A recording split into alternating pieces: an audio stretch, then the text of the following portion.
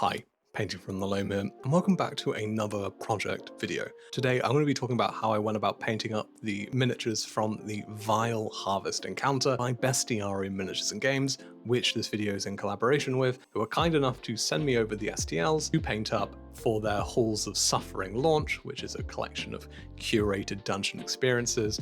And of course I said yes because I absolutely love their minis. When I saw the Vile Harvest, I was like, fantastic, this is going to be great. It was very sort of like folk horror aesthetic, cult in the middle of the countryside, attacking a village. It just screamed Grimdark, and that's exactly how I went about painting them. So let's talk about it. So painting wise, I wanted to start with the Cultists first. I wanted them to have a uniform look because they're a cult. So for the base coat, I used some Steel Legion Drab, which is a nice dark yellow ochre, and it's a great base coat for off-white clothing.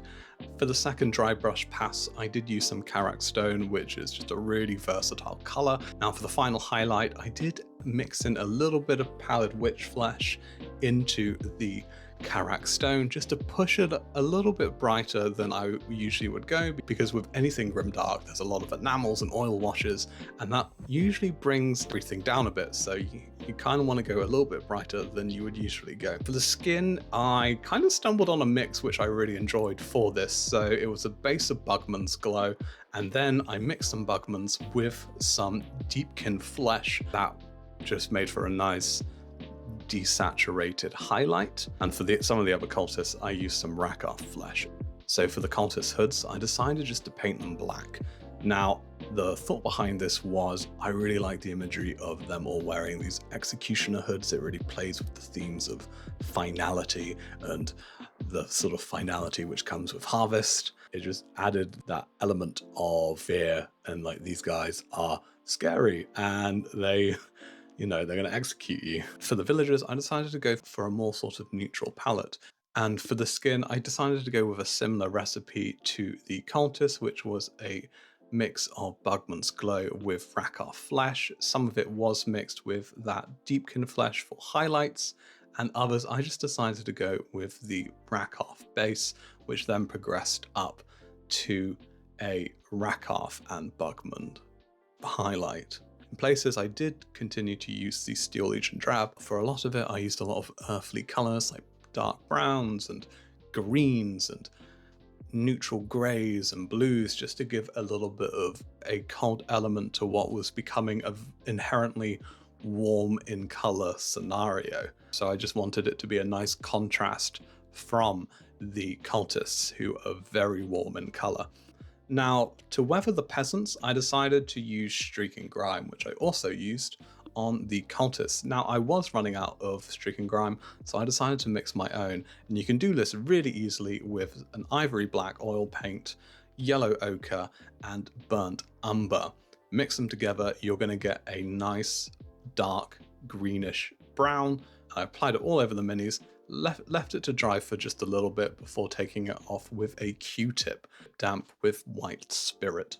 Now for the Cultist Bruisers, I had a lot of fun with these as they were my more sort of centerpiece models, so I spent a lot of time on the skin. For one of them, it was a base of Rhinox hide mixed with Bugman's, and then progressed that up to Cadian Flesh to get a really nice reddy skin tone. For their robes, I wanted to still use the Steel Legion Drab, but instead of highlighting it up to the Pallid Witch Flesh, I decided just to keep it to the Karak Stone, just to show that sort of wear that they've been in this cult for a lot longer than the rest of the cultists. Now on to the final miniature for the encounter, the Herald of Agony. Now this is the centerpiece, and I wanted him to look really different from the rest of the encounter. So I decided to go for a really pale skin tone, starting with Rakoff Flesh and then moving up to Pallid Witch Flesh to give him a more unnatural look to the rest of the cultists and villagers and cultist bruisers. For all the metals, I just used Iron Warriors by Citadel, as it's just a great dark metal base coat. And for the hat, I based it with a brass, and then I highlighted it with Griffin Gold, which is a dry paint, but you just add some water to it and it'll give you a really nice gold. Now with all the miniatures base coated and highlighted and a little bit weathered, I wanted to really bring them further into that realm of grim darkness. And there were two ways which I wanted to do this. The first way was gore, and the second was hair. For all the gore effects in the warband, on the Cultists, Bruisers, Herald of Agony, and the peasants, I used alizarin crimson oil paint. This has been a massive discovery for me, and it's so good. You can get really nice bright blood effects, or you can mix it with some ivory black to get a more darker gore. You can put some on the brush and you can just sort of dry brush certain areas of the skin just to give it a little bit of agitation. It's so good. It does take a while to dry, but it does allow you to have that working time, and it was a way in which I could link the cultists to the higher echelons of the cult, to even the peasants, which started to link the entire encounter together.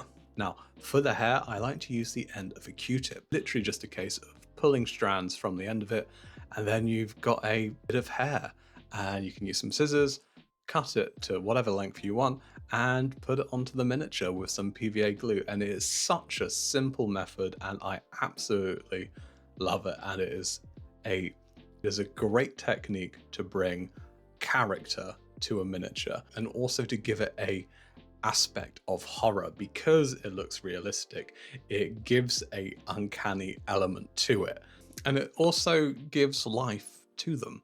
From the peasants, who I gave hair, it gives them life. From the cultists, from the bruiser, who has the big bushy beard, it gives him that scary quality, and to the Herald of Agony with his long locks, it gives him a uncanny quality, and it really sort of sets the miniatures apart, in my opinion, and I love it. And if you haven't tried it, give it a go. It is so easy, and you will be thoroughly surprised. Lastly, the basing. For the basing, it's a really easy decision for me, as I just used some muddy ground, and then I used copious earth by Kraut Cover, which is just a mix of dirt and small stones and grass. It really helps cement the miniatures in that countryside setting. And with that, the minis were all done, and safe to say, I'm really happy with how they turned out. They are all looking very suitably grimdark. The miniatures are fantastic. They really lend themselves to that grimdark style, which is always really nice, and I can't wait to run them on the table in my next D&D session. And if you were interested in any miniatures, there are 2 discount codes down in the description below. One for 50% off of digital STLs from the Bestiarium collection, and the second one is 10% off of physical miniatures. And again, thank you so much for watching. I've been painting from the loam, and until next time, goodbye.